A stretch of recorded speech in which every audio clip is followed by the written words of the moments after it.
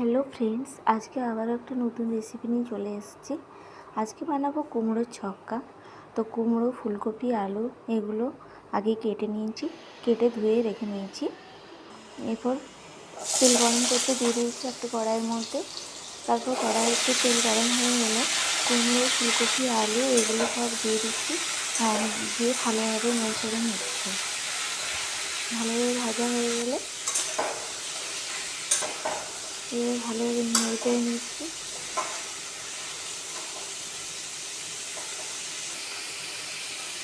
একটু লবণ দিয়ে দিচ্ছি, লবণ দিয়ে আবারও ভালোভাবে ভেজে নিয়েছি। তারপর হলুদ, মশলা গুঁড়ো দিয়ে দিলাম। এরপর এটাকে তুলে নিচ্ছি। ভালোভাবে ভাজা হয়ে গেছে। আবারও তেল বসিয়ে দিয়েছি কড়াইতে। শুকনো লঙ্কা, পাঁচফোড়ন দিয়ে দিলাম,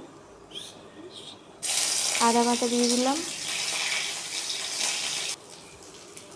এবার কুমড়োটা ঢেলে নিচ্ছি। এবার ভালোভাবে চোখে নেব।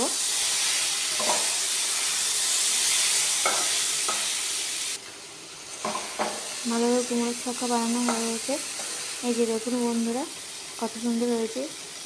কুমড়োর ছক্কা রেডি। এই যে দেখুন। এরপর একটা পাত্রের মধ্যে কুমড়োর ছক্কাটা ঢেলে নিচ্ছি। বাই বাই বন্ধুরা।